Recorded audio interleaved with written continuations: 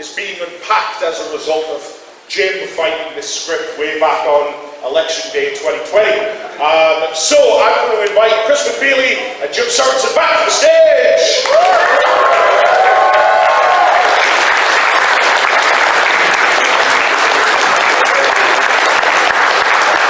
And I'm going to leave you in their most capable hands. Gentlemen, enjoy.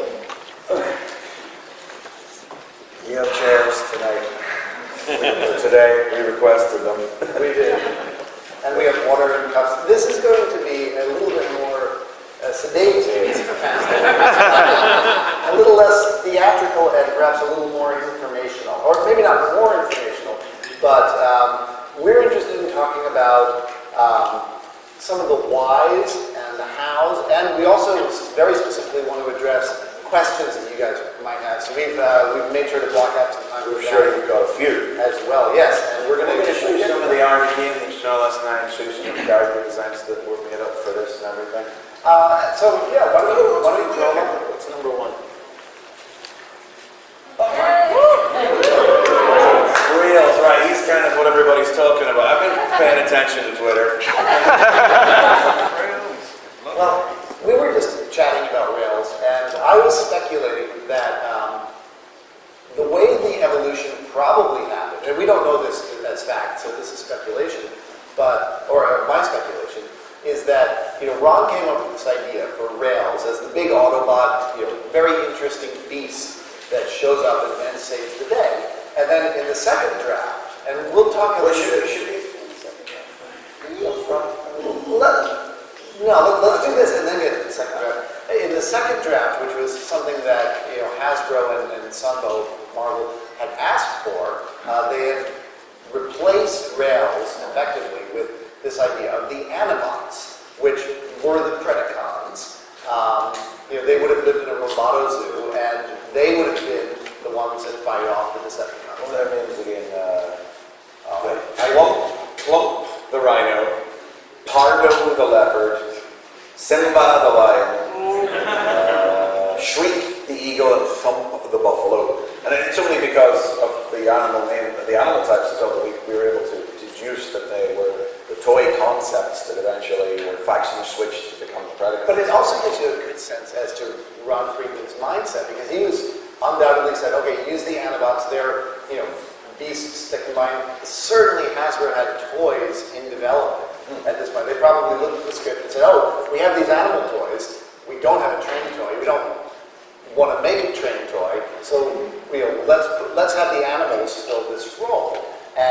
But then Ron took this idea of combining animals and said, yeah, they turn into a dragon and they're going to breathe fire and it's going to be amazing. Which, sure, it would have, but surely that wasn't the toy. And surely Hasbro looked at that and said, okay, we're going to have to fix that. And at some point, they said, between draft 2 and 3, they said, well, maybe it's not even the Animots, it's just the Dinobots, which is kind of a streamlining of that whole middle bit where Tanker and Hot Rod go to the desert to find the Dinobots, and just, what if it's the Dinobots? What if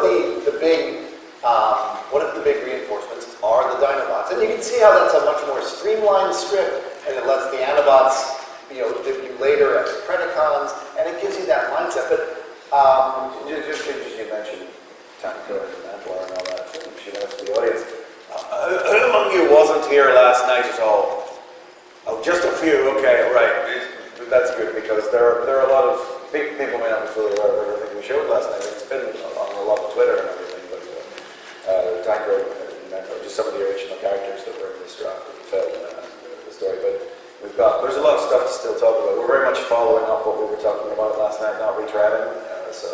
But let's talk about that second draft, because it was really, and we've had pieces of these puzzles, but this makes so many of the pieces of the puzzle we already have make more sense. They snap into place. So we kind of reinterpreted this memo that we've known about for a while. So this script was finished and handed in February of 1985, which is after a bunch of season 2 episodes had been written by that point. Not many, but a few. This one. Yes, the first draft was, it was written, they started, the first bunch of pages came in November, and it was finished, rewritten, rewrapped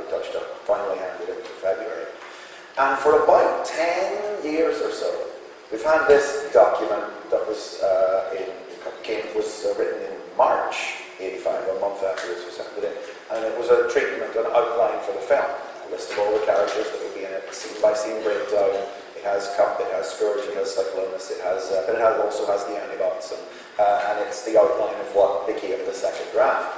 And we thought it was an outline Rob Friedman had written, sort of, because it had his name on it, it came from his auction. But what we realised was, Hasbro and Sunbow, they got this in, they took one look at it, and they went, so they, Flint Dilley and the guys at Sunbow, which you recall, they stripped it down to its bones and rebuilt it into an itemized scene-by-scene, very short single-paragraph descriptions of the individual scenes. But then they slid it, back across the table to him and said, "Write this, please." And there was a paragraph in there that listed, most of the '84 product and said, "You can kill these guys."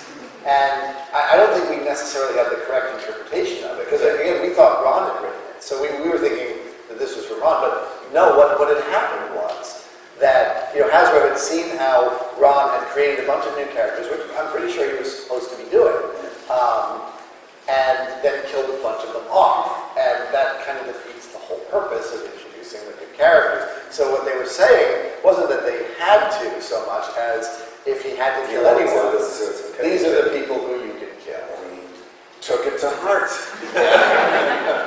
Took it as a challenge almost. This Rails design was originally created by Andy Turnbull created this, and then Ed Perry touched it up a little bit.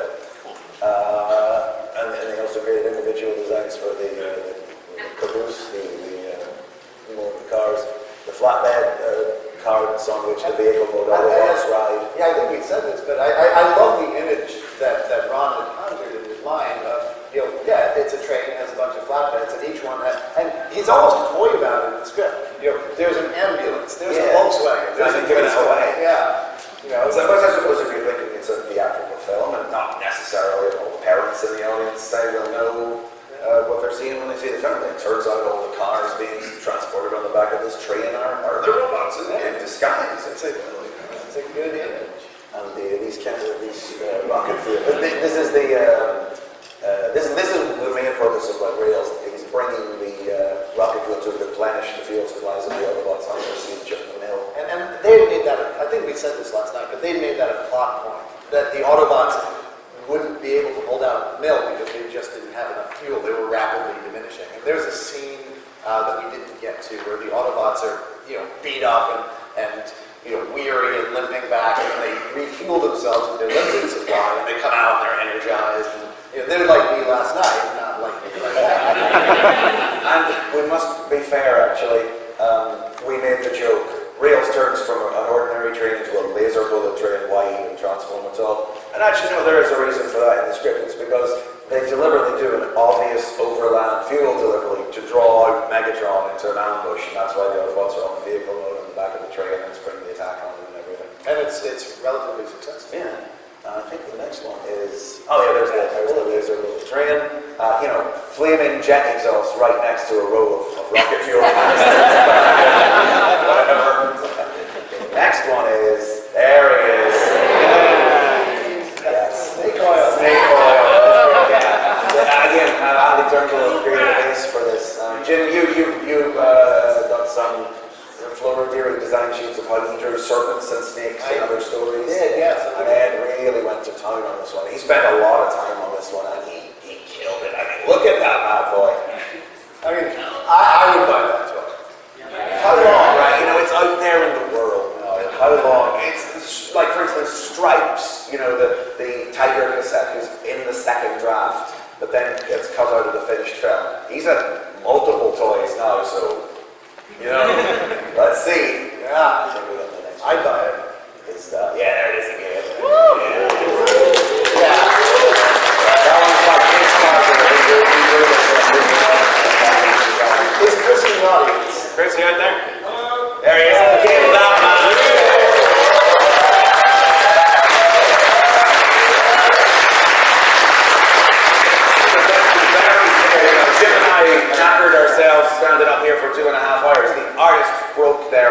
Max working on this for weeks and months Months. before this. Months. So that's where the real hard work went.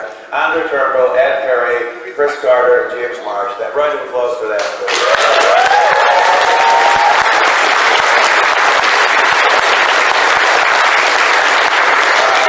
Chris delivered this, and I think it was Ed who said, put thrust up there. My pride. Playing a good shot.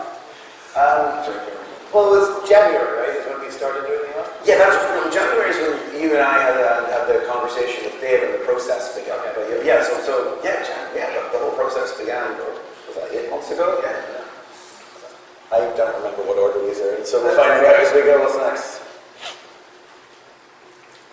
The human characters. Yeah, we didn't spend much time talking about Blaze, but he was actually quite important and prominent, especially in the early train scene. As him playing off of Rusty, and then when the Autobots that were left behind on Earth were doing their last ditch, stand, he was there and motivating it, and more or less in command.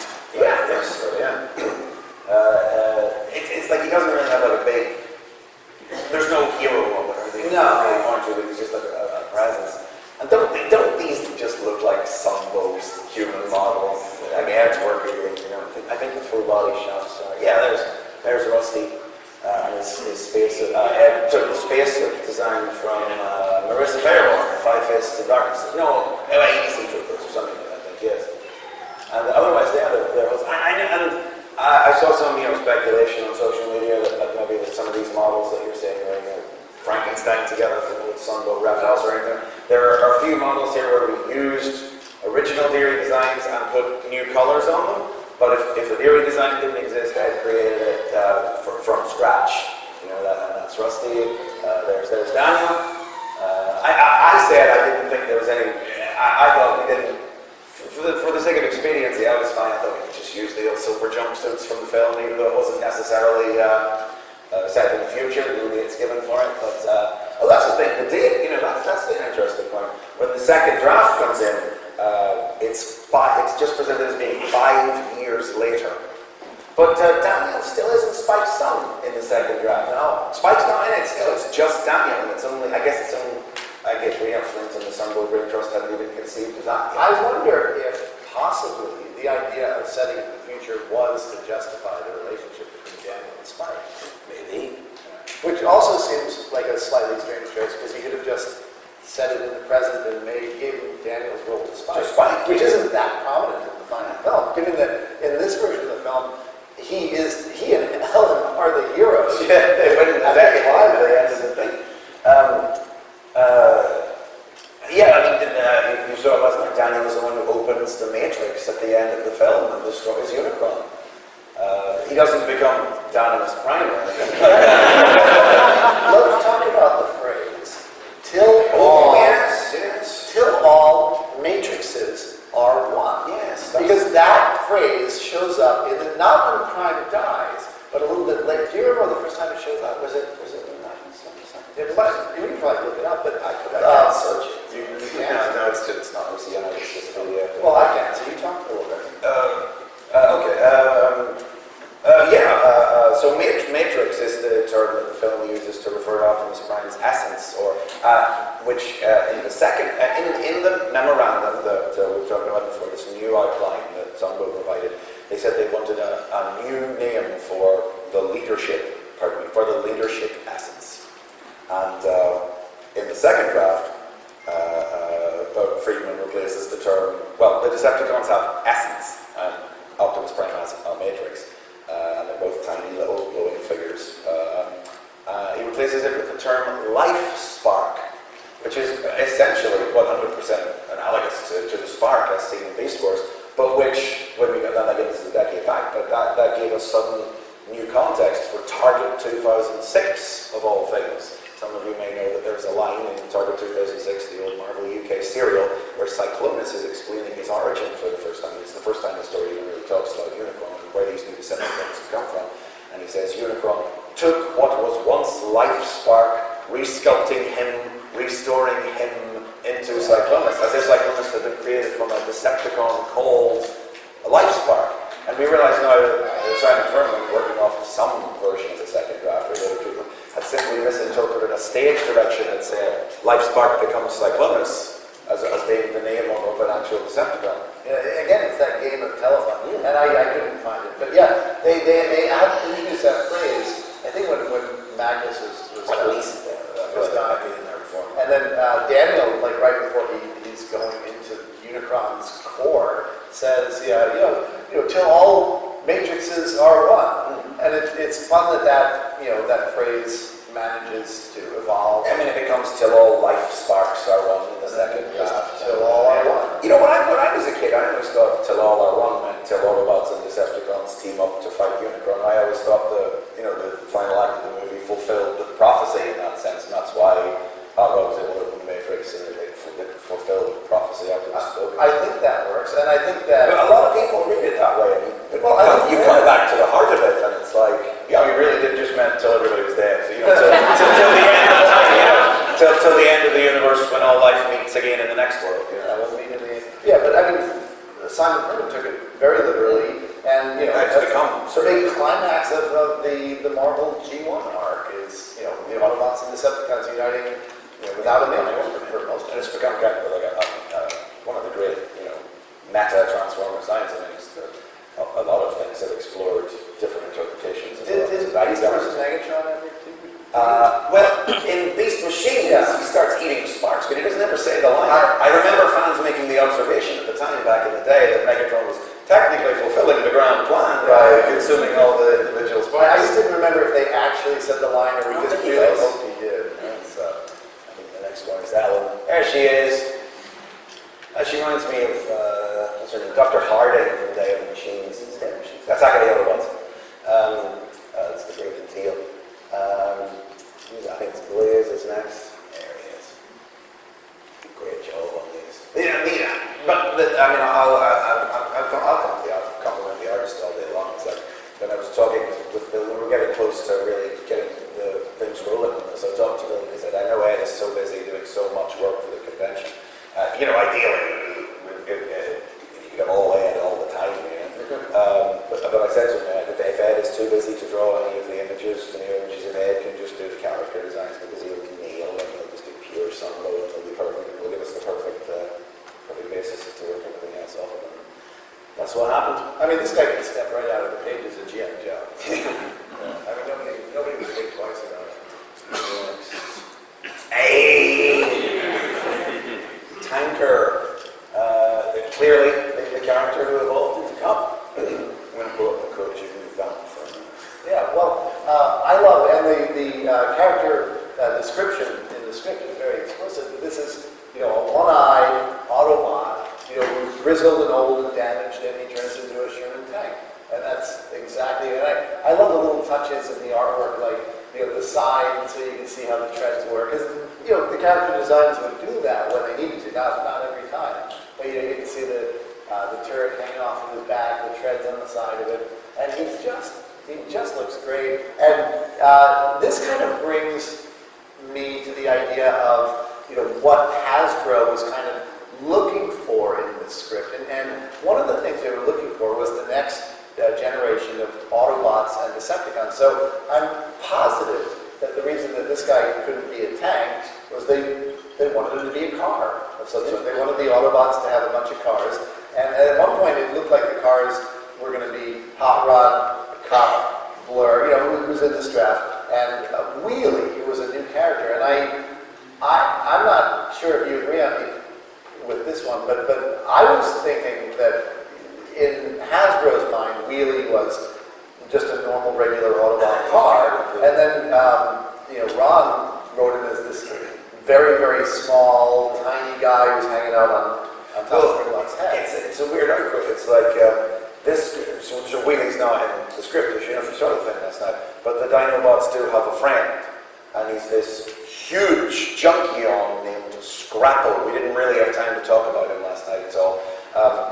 There's a great, great, maybe not quite the word for it. There's a scene where he's introduced. You guys remember last night we were missing a page where we don't know the exact nature of the weakness of Unicron, but it's because Alan has decoded this printout of information that Retgar has given her. The Junkions created Unicron to be a protector of the universe, but something went wrong. He turned to evil, and they had to retreat behind this wall of fog and move to hide from him. And Ellen's able to decode this, and then what happens is, like, in the background, Grimlock and Scrapple are there. And have we got that? I'm close. Do you remember where it is? It says, time to right. Still hope. Well, give us 1 second, folks. Totally live and unrehearsed, just like last night. Oh, it's right around here, right? Maybe Grimlock and all that goes. Old type of kid. Here's Scrapple. Scrapple. Here we go. Okay, here we go. 204, yeah. Scrapple is an enormous Junkion we saw feeding metal to Grimlock in the background. Kind of feels like it's sort of a role split, so Mickey and the Junkion who kisses Grimlock.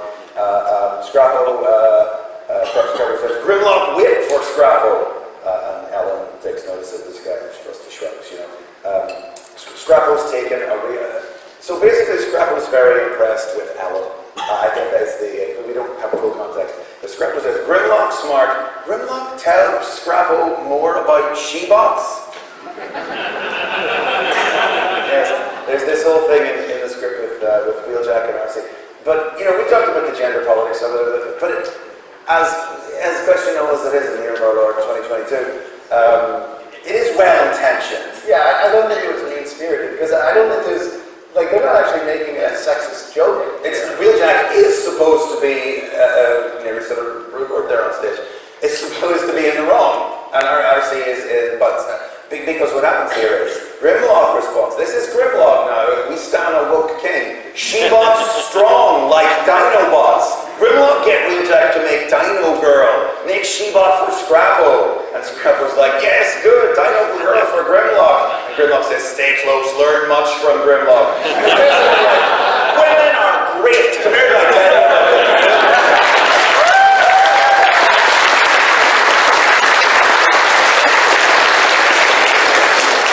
It just comes out in this 1980s well-meaning male feminist sort of way. And then Scrapple flies around with the Dinobots during the attack on Unicron, and they harry Galvatron, he goes across the surface. And then in the... that's a scene that survives, basically, right into the final version of the film. Kick butt. I don't know if that means that's not in there. Not yet. That's in the second one. Yeah, maybe. But in the memorandum, so Hasbro, Sungo tell Friedman, okay, there's going to be this character called Wheelie. And I think they even explain, I think Sungo creates the idea that he's a survivalist who's been stranded on Quinson. And handwritten on the memo, if I recall correctly, Friedman writes the note, Dinobot friend. So he takes the idea of what Scrapple was and transposes that role onto this character of Wheelie he's going to handle. Yeah, but then he makes him tiny, so you can't make it as a giant car. But there was a prototype. So there's that big But prototype. it's come out of there, Really it's the same size as the other Autobot cars. So, I'm wondering if, that was Hasbro's idea. Yeah, we'll have 4 Autobot cars, and then, Ron Friedman says, then one of them's tiny. And Hasbro says, okay, there's 3 Autobot cars. But they also wanted there to be 2 Decepticon jets. Yeah, so one of the things that I don't know where the sweeps are in the running order here. Should we go to the front end before we talk about it? Yeah. Let's see what comes next. Here's the guys. These are all original Fluoro Deary models, the earliest versions of the characters as they existed. With none of these are official color schemes, though. The earliest Galvatron color model is basically the finished color model. It's purple, but the thing about Galvatron's cartoon model is that while the robot is mostly purple, the cannon mode is mostly grey. And it seems like that, more than an alternate model, is why Galvatron's toy is grey, because they based the toy around the alt mode, which is grey in the character design. And it's not because they ever designed the robot, the cartoon character, to be grey. But I think Ed said he'll always take the opportunity to do purple Galvatron when he can.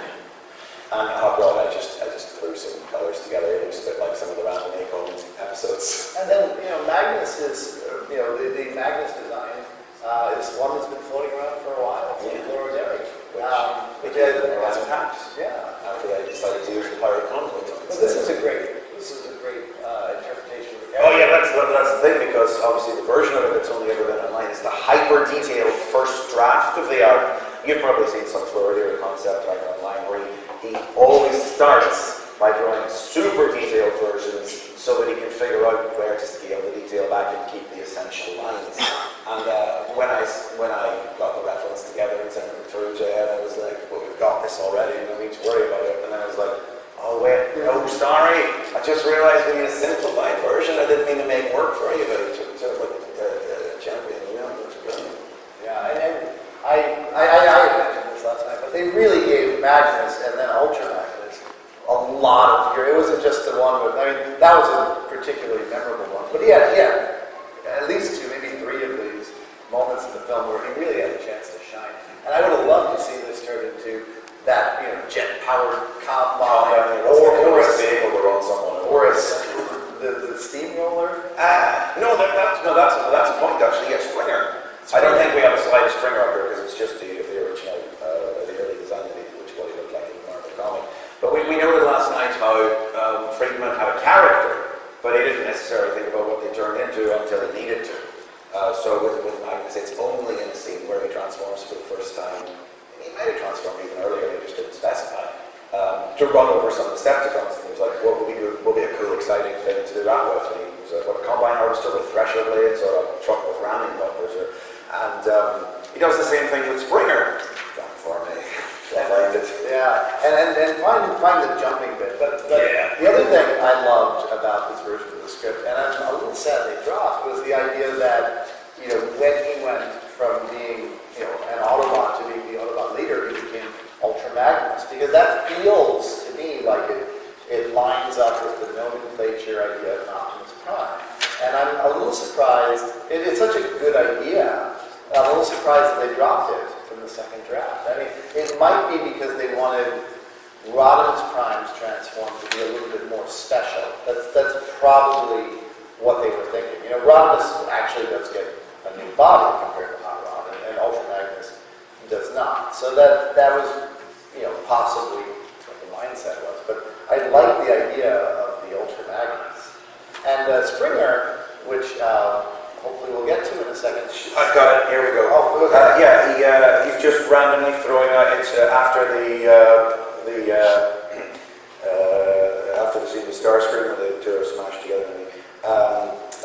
Hot Rod and Tanker and Springer are rolling for the refinery, where they are in automotive modes. Springer's auto mode might be a jet-powered steamroller, or perhaps a mobile missile launcher. Whatever. But then this is one of those interesting things. Later in the film, Springer does transform again. His triple changing is almost revealed as he's all on board with it. Oh yeah, I think that just goes. Yeah, that goes. He may have left it spare. When he and Ellen and Rusty Daniel are fleeing from the junkies, he transforms again, and it doesn't really describe it as a distinct mode. It just sort of talks about it becomes more streamlined and grows engines at his side to move faster. And that is used as a way to introduce the humans transforming their exosuits. So that makes me...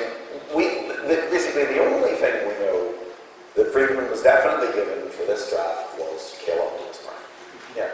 And then like transform Megatron. Probably, yes. We don't know that. We don't know it. That's it. But it makes me wonder what he might have been doing. Like, how much of this did he make up and Hasbro looked at it so that they could pull out of to make toys of, and how much was it? Because, you know, the idea that they said we're going to make a new Autobot triple changer. We have Decepticon ones. We want a new Autobot triple changer. Is that why Springer does that, or did he just make up the idea that he has a secondary transformation on the spot? Both things are equally as likely, if not the idea that he made it up more so. I'm looking. Sorry, my voice is gone. But you know, we had talked a little bit about how much Springer jumps in this script. So I was just looking for some of that. Like one of those, a page or two before he started. Yeah, I think so. Well, one of them on page 84, you know, on the refinery in the Oasis says Springer springs into scene with Tanker and Hot Rod, sets them down because he's carrying them. Yeah, under arms. And then transforms and runs along, you know, and then and something else that we mentioned briefly is the Decepticons are going around shouting, "Entity!" You know, the way Vikings cry Odin is how the script describes it. If you say so, Ron. What's next? Oh yeah, speaking of the refinery. Mantilar, we didn't get the chance to say it last night. Mantilar's alternate mode, which is described as soon as he appears, they don't mess about with it, he's a radar truck. And obviously, his is the role in the film that winds up being inherited by Perceptor, because presumably Hasbro, they look at the script, and they realise they have independently developed a boffin character in Perceptor, and they can swap him in, and they don't need to design a new toy, and they can give him Perceptor colours originally, and we thought, And I want to do a little bit of script reading, because I really did love how much bouncing there was in this script. I can't overstate how much bouncing there was, especially when we are reintroduced to Springer in the desert. When, like, he's surrounded by a group of Decepticons, and Harod's quite worried for Springer, and he actually raises his hand in surrender and says, looks like you got me. I don't suppose you'd like to break Preston and show me a little mercy. And one of the Decepticons... You gotta imagine that with the Indiana Jones voice. Yeah, is that where I am? No, yeah. Looks like I'm not sure. Yeah, one of the Decepticons say Starscream as he shouts at the others, "Destroy the Autobots!" on Springer. And Springer has a big grin. I thought you'd see it that way. And then, changing angle to feature Springer in the middle of the Decepticon group as he suddenly flexes his knees and with a mighty sprawl leaps straight up into the air so that Starscream's laser blast knocks out 2 Decepticons in the other party. And just as the Decepticons are reacting, this Springer lands between another set of Decepticons and bashes one of them with a looping right cross, and he has some dialogue, and the Decepticon who is bashed roars with fury and then flies a rocket launch, but Springer flexes his knees and springs sideways so that Cluster Bomb misses him and takes out another. And it's so much. As they move up to vantage point at lower end of the canyon wall, they watch Springer sprawl, and that's capitalized with a lot of O's, this way and that, each time he does, catching one Decepticon to miss and hit another. And it's so cartoony and it's amazing how there's just how the conceit of the character being called Springer for that reason survives all the way through, and yet means nothing. So we're getting to the point where we have about 20 minutes left. So is there anything you want to get to before we throw? Well, I think there are only 1 or 2 more pictures here, so let's go through the. So there's the Rock Lord version of Kranix. Fascinating with the Lithians, the way they're not, they literally just an expedition that happened to have found their way between deserts. That's a great structural improvement to show the stakes of Unicron while also setting up this later plot element. That's what happens in a good revision process. You know what? I want to say one thing. We were a little bit jokingly, I hope, down on some of the choices here, but things like the silver dollar not paying off, it's not because Ron Friedman is a bad writer. He's a great writer. It's because it's a first draft. And had Rusty Steele remained a prominent character in the second draft, that's the kind of thing that you notice and fix. And then this is an original, one of, the only one we've seen, but there are others that notice on the very character design. Says one of Fleur Leary's early concepts for the Quintessons when they were supposed to have bodies. He does seem to have only drawn it with a one-sided head, whereas from the jump, it's in the name, from the jump. It tells that story about how they named the Quintessons after a restaurant. Yeah. But it's here in the original from Friedman. So again, what was he handed? What did he come up with? Who's telling the truth? I'm not going to accuse anybody of lying because I don't nobody cheats. Yeah, exactly. Nobody knows. We'll never know the answers to a lot of this stuff. Are saying things that aren't true, but it's easy to forget. We were talking to Ron a little bit. Jim talked to him at TF.Con. We were hoping we could maybe get his input on some of this stuff, but it's just the time. He's a real busy guy. How old is he now? 91. And still out there teaching and everything. And it's so facile. He does the best. He can take a question that's the most simple, banal question and spin it into gold. And you can see how he got his job. And he was trying to use that caution us when we were speaking to him. It was like, I haven't kept up with the Transformers, so what did he say? If Starscream retired and opened a boulangerie on the east side, I don't know about it. Oh, can we go? started doing this before a character design was thought about, and I mean, just exactly what I had in my mind for the character. Nailed it first try. Look at it, it's brilliant. It's What one? Which one? He wants to toy with it. Me too. Yeah, I don't know what he would turn into though, because it doesn't say. But that's good. I think some kind of chemical equipment. The enhanced seekers. All aims work, you know, taking the design for the coronation, Starscream, and then using it because the idea in the script is that the Decepticons just become slightly larger, beefed up, and still recognizable. So I just took, you know, because in the film Starscream looks bigger in the coronation sequence, like his chest turbines are bigger, his forearms are bigger, but so did Dirge and Ramjet who were standing up there on the pedestal next to him. So I've never believed it was a conscious change. It's just how the stylization of that particular scene goes. But this look great, you know, with the entity scales on the wings. There's some concepts for that. We borrowed that. Yeah, that's just the Blendtron symbol can be stored as Neo because that's expanded to become sort of catch-all insignia for Unicron.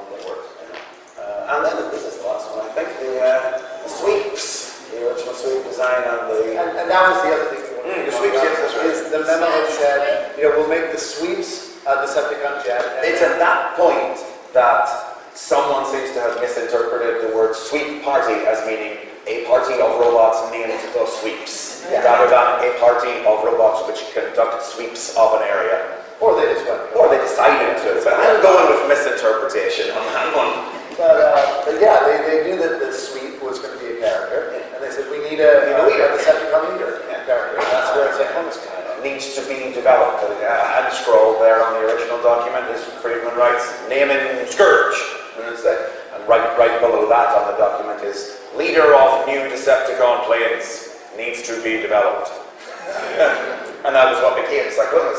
And because the second draft adds to the Galvatron creation scene, where in addition to Megatron's essence floating off into space, the Decepticons fight smashes a bunch of other urns containing the essences of past leaders, and they all float off into space with Megatron as well. And it's those essences that Unicron turns into Cyclonus and Scourge and sweeps.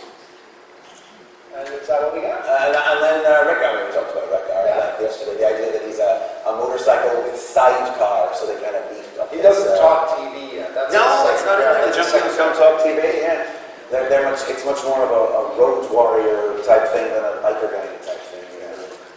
I think that's it. Yeah, let's throw it open to questions because I'm sure you have some. I think that's all of the main beats.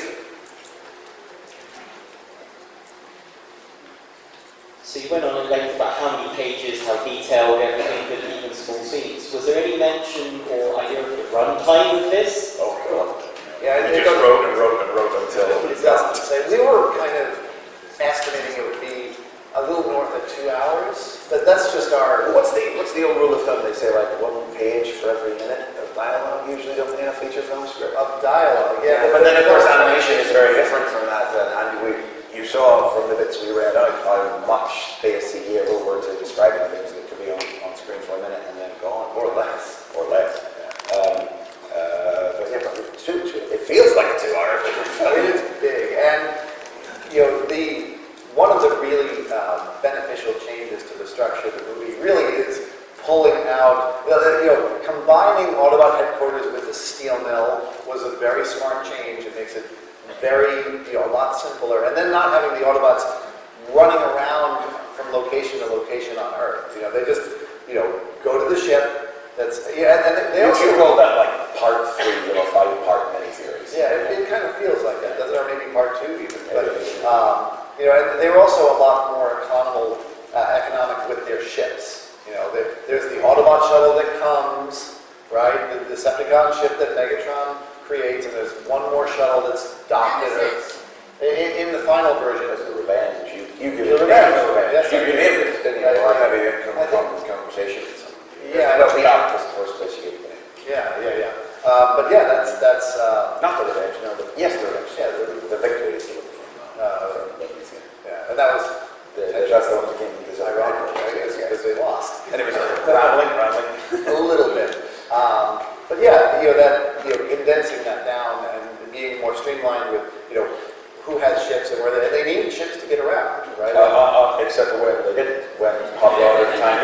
Well, it's No, but I mean in draft. Oh, in the finish, yes, they became sensible. Stop. Well, yeah, but that was clearly a Tighten change. it up, everybody has to fly in the shot. And again, that is what's supposed to happen from draft 1 to 2. You say, well, it's a bit silly that they're flying around in outer space. Either they're all doing it, or they're never doing it. But don't do it half the time, because that doesn't work at all. Anyone? Where's the mic? Hello, Lex.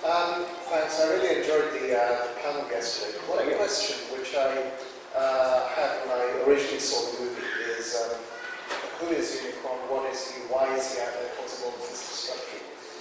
Yesterday you mentioned that he was supposed to be a protector or a security system of some sort, which had gone horribly wrong.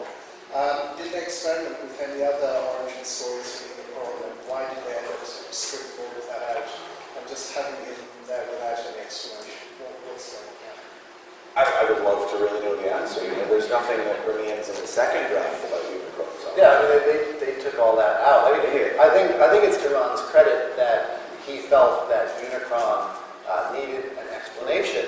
And it's interesting that it's the Junkions, because I do feel like some of those ideas get at least tangentially touched on again in the comic books. Not that it had anything to do with this draft, but the idea that Simon Furman would think, oh, well, maybe Unicron's head winds up on Junkion, and they're rebuilding it, because it's a nice economical bit of storytelling. The Junkions are a new element, Unicron's a new element, let's link them together. I mean, in a draft as scattered as this, let's use a polite word, scattered. That's an example of a strong linking connection of narrative of coherency that the finished film does lack. The finished film is strange. Unicron comes from nowhere. It's never explained why the Matrix is his antithesis, which is how Furman rides that wave of ambiguity to create the lore as we know it today. Yeah. I'll read you Ellen's dialogue. So, on a device, it prints out a sheet of data, which Tanker, Harrod, Rusty, and then Ellen examine. Only Ellen can make heads or tail of it. It's a history of the Junkions and a diagram of the entity. Interpreting. Junkion scientists devised a supreme protector to maintain loving watch over all, but something went wrong and jealousy and hunger for power became lodged in the protector, that's capital P, the protector's core. That's what it was called. Harrod asks, is protector the entity? And Ellen says, yes, it remains in its own orbit. It remained in its own orbit for generations, but Decepticons have now given it enough energy to break free. And this is on page 202, and Rekgar points to the printout and says, but there is weakness. One weakness. They've got that kind of Daniel about speak to Junkions. No. Close shot, the diagram of Slab Planet Unicron on printout, as Rekgar points with rusty fingers. And then page 203 is the one we don't That's really the missing page. You believe it? And then you come back to page 204, and all of a sudden we're on Scrappo and Grimlock.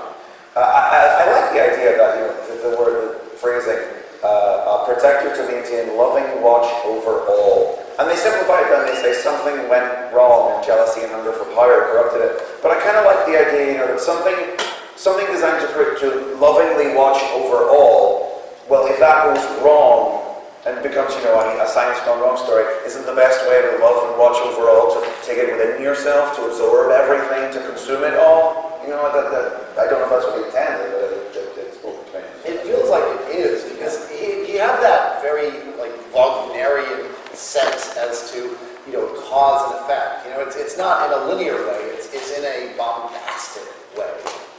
So, yeah, I love that. We have another question. Well, sorry, over there. I actually had a theory about how Galvatron got his cannon mode, because when he was reformatted from Megatron, he still had his Walter B-38 gun mode. In my version of the movie that I owned, when he was reformatted, he didn't have his Carrot cannon yet, and when he got his ship from Synchronous, I actually thought he actually scanned one of the cannons on the ship, and that's how he got his cannon mode. I like it. And what Chris is looking for is there's transformation scene. Do you have it? Yes.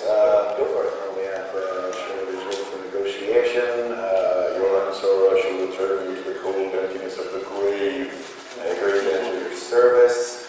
A long, frightening exhalation of breath, like an endless sigh from hell. Then rise.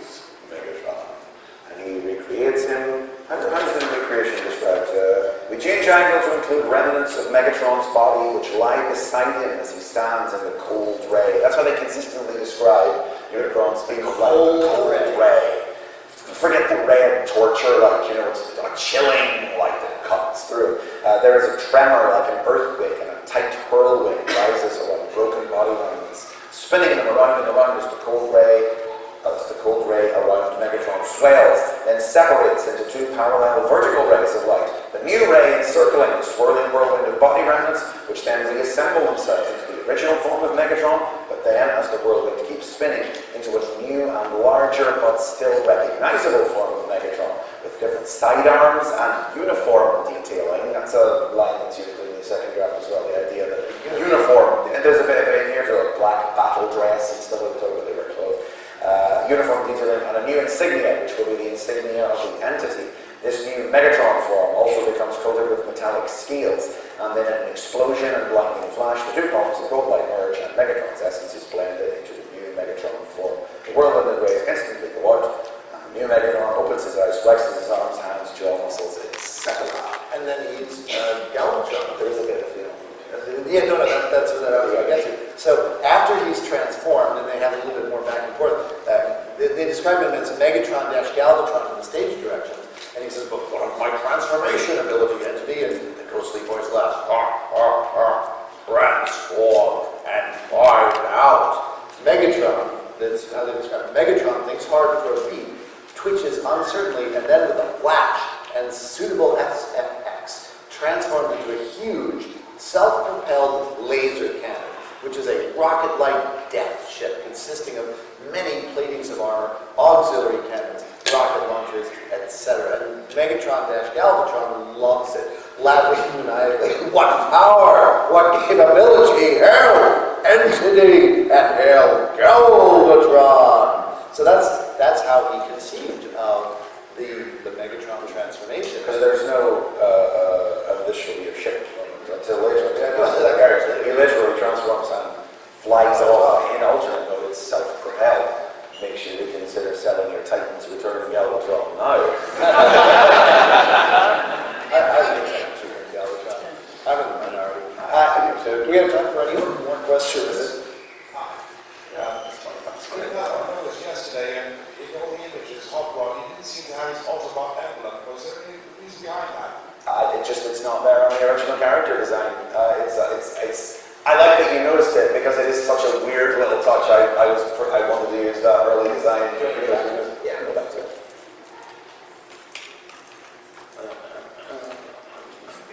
There he is.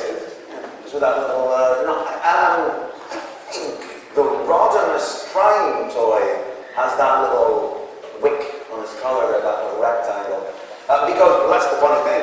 The second draft of Hot Rod's design puts the Autobot symbol where that rectangle is, not in the middle of the flames. It's like it seems like such an obvious place for it. But yeah, that's right. Although I think the Autobot design might have it there anyway. No, there's no great special reason for it. We just wanted the fidelity to the earliest designs because we knew when you saw them up on the screens they would be familiar but wrong. And that's kind of the spirit of the whole panel and the whole script, I think.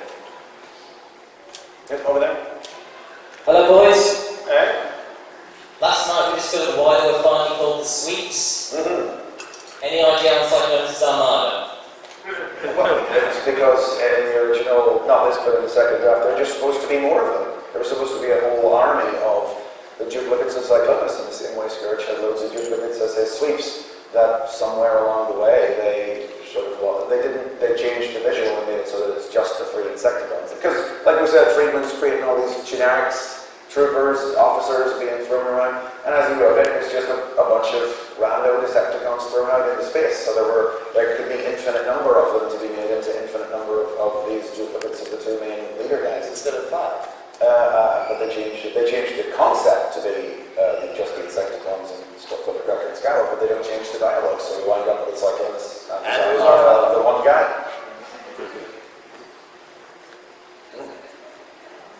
We got one.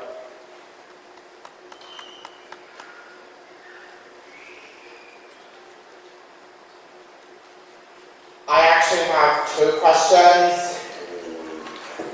One, I heard somewhere that Hot Rod was originally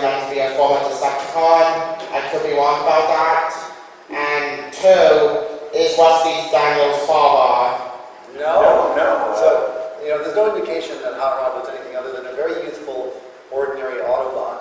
Although that brings up an interesting point that I'll get to. No, Rusty and Daniel, they're buddies. Daniel has a little bit of hero worship for Rusty. Ellen is not keen on this. She doesn't think he's a great influence. And that comes up many times in the script. There's a bit where, he's like, call me Rusty, because she keeps calling him Colonel.